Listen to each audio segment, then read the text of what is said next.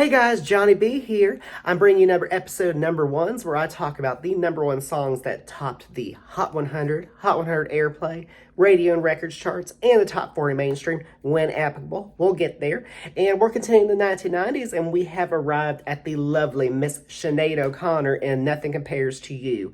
Now, of course, everyone knows that this was written by Prince, but Sinead O'Connor definitely made this her own. So even though it's not my all-time favorite Sinead O'Connor song because I love so much of her material and she's one of my favorite female artists of all time, this definitely is an iconic song, and she certainly made this song her own. It's just such a poignant song, both lyrically and visually when it comes to the music video. I'll get to that in a second.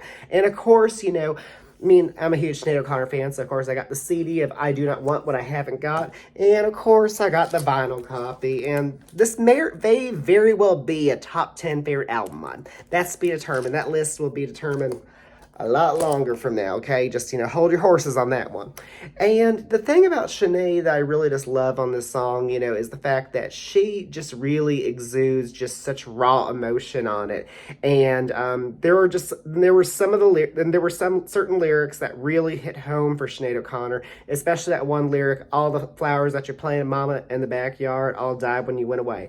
And for those of you who know, Sinead grew up with a very abusive mother, and that memory obviously is very traumatic for her, and very conflicting for her. So definitely that lyric definitely was given, a whole new meaning when she sang this song. And that's why I really do feel that, Sinead made it her own, because it's just so personal for her.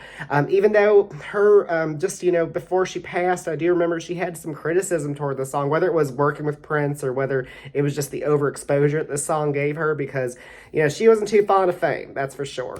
And this song was huge. It was a trifecta, at least in the United States. The thing is, it was the number 1 Hot 100 song, Hot 100 Airplay song, and radio and records song. And also, it was the number 1 single of the year around the world in 1990. So there was not a bigger hit around the world than Nothing Compares to You. So it certainly wasn't a fluke hit, y'all. And also, the thing that's very iconic about the song, of course, is its music video as well, because even though when she released her debut, The Lion and the Cobra, she already came into the alternative world, with this shaved head, and it was a great statement, just, saying that, hey, don't sexualize me, I'm a female artist in my own right, and I want to be taken seriously for my music. And, but definitely this was the one that just brought her truly into the mainstream. So, she was just unlike anyone ever had seen before. Even I would compare that to like Annie Lennox, even though Annie Lennox kind of had, the shaved head was red, but this was just Sinead O'Connor, just kind of bare and natural and raw. And, that definitely was iconic in itself.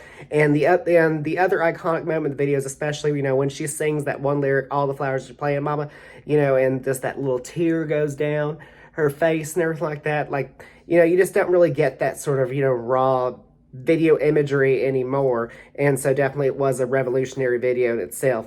And, even though it is kind of the one song that people kind of lump Sinead into, and very unfairly so, it definitely still deserves all the credit and success it had, and it certainly was, a moment in pop history. So you gotta give it up for that. So anyway, that was Sinead O'Connor's Nothing Compares to You. I look forward to seeing you for the next episode. So I'm Johnny B, and I'm out.